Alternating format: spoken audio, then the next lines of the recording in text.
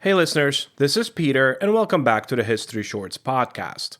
Brought to you by the Podcast Republic, your ultimate listening app. Discover and subscribe to thousands of podcasts from around the world, including this one, and all in one place. Download Podcast Republic today, available on Google Play and the Apple App Store. Today on History Shorts. He inherited an empire built on blood. He turned absolute power into absolute spectacle, and he became one of the most infamous rulers in the history of Rome. This is the story of Caligula, the mad emperor whose reign tested the limits of power, sanity, and the Roman world itself.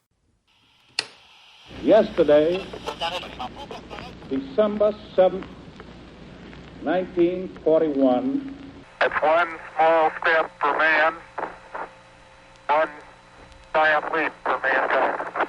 Mr. Gorbachev, tear down this wall.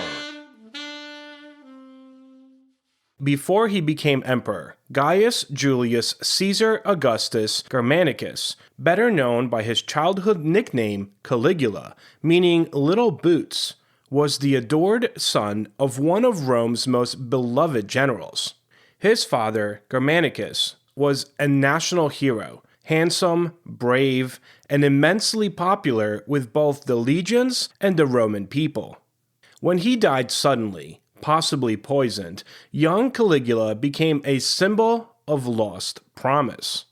His mother, Agrippina the Elder, was exiled and starved to death for defying Emperor Tiberius. His brothers were executed, and Caligula, barely out of childhood, grew up surrounded by treachery, death, and paranoia. Eventually, Emperor Tiberius, the aging, suspicious ruler who had destroyed Caligula's entire family, summoned him to his island retreat at Capri. There, Tiberius reportedly kept a court of cruelty, indulgence, and depravity, and Caligula learned how power worked through fear. When Tiberius died in 37 AD, Caligula, at the time only 24 years old, ascended the throne of the most powerful empire in the world. And for a brief, dazzling moment, he was adored.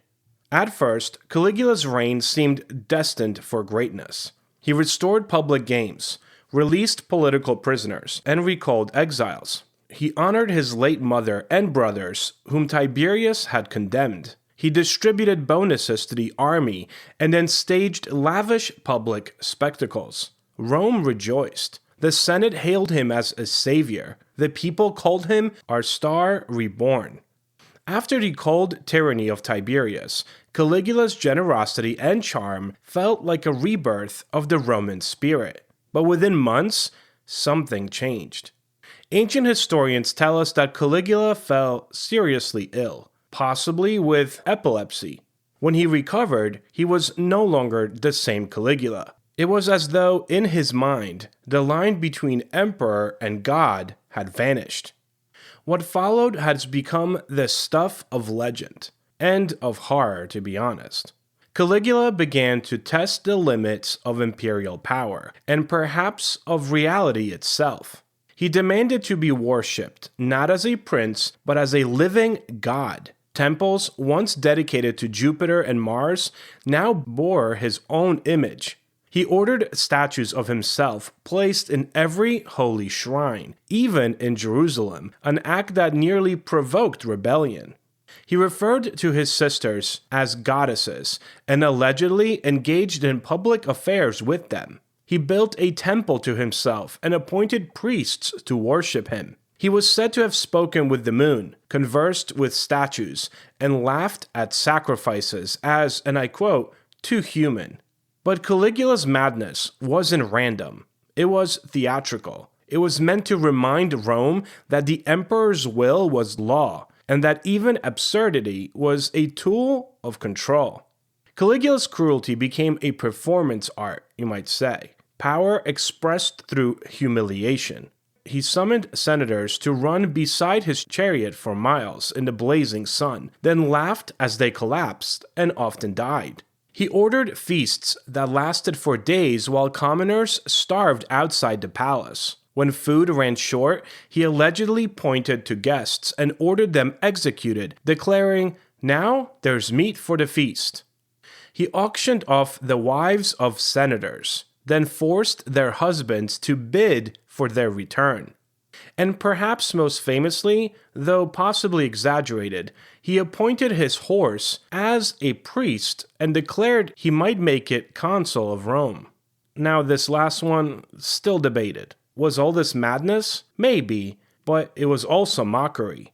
By pretending to elevate an animal to high office, Caligula was making a statement that the Senate's authority was so meaningless to him that even a horse could replace them. The Roman elite was humiliated and terrified naturally.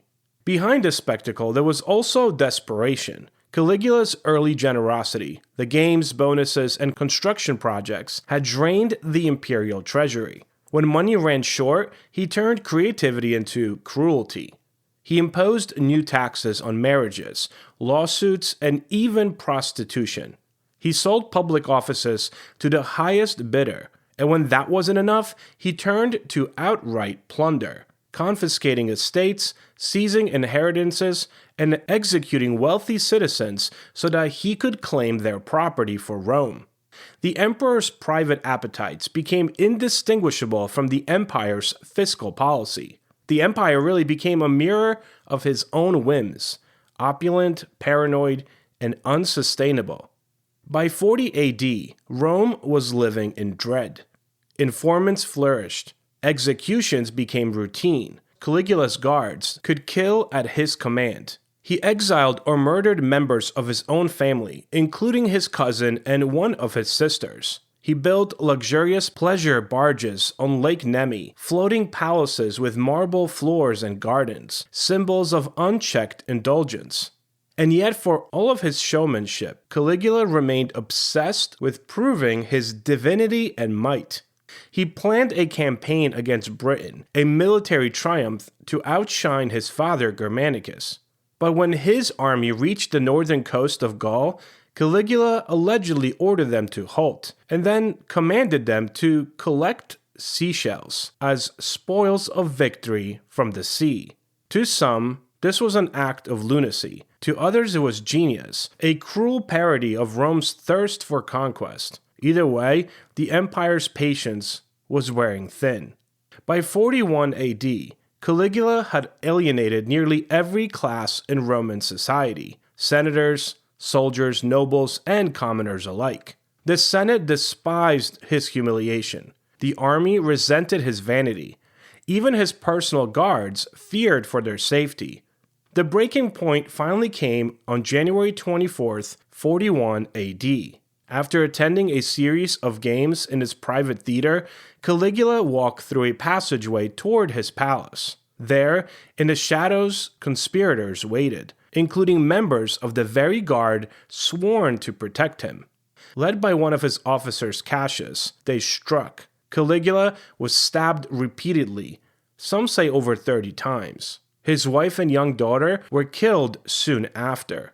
The man who had ruled like a god died as a mortal, surrounded by fear, betrayal, and disbelief.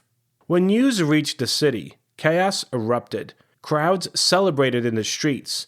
Statues of Caligula were smashed. His name was chiseled off inscriptions. The Senate even debated abolishing the office of emperor altogether. But the army quickly restored the empire, under his uncle, Claudius. The madness of one man, they decided, was no reason to end the rule of Caesars. For nearly 2,000 years, Caligula has stood as the archetype of tyranny, the insane ruler consumed by vice and delusion. But was he truly mad or merely monstrous? Much of what we know about him comes from historians who wrote decades after his death, such as Cassius Dio, often with political motives. Some scholars today argue that Caligula's so-called madness may have been exaggerated by sensational sources eager to discredit a ruler who despised them. Others point out that many of his shocking acts, declaring himself divine, humiliating senators, or taxing the rich, were just calculated expressions of absolute power. In Rome, madness was often the word the powerless used to describe the unstoppable. Still, the stories endure because they capture something deeper, the terrifying truth of unchecked authority. Caligula's reign reminds us that when a leader's whims replace law, when fear becomes policy and flattery becomes currency, well, even the most advanced civilization can descend into chaos. Hopefully, today's episode has inspired you to seek out and learn more about this subject. For answers to questions, sources for today's episode, to leave a comment, or check out upcoming guest announcements, visit www.historyshortspodcast.com or look for History Shorts Podcast on Facebook, X, or Patreon. Stay curious, and I will talk to you all tomorrow.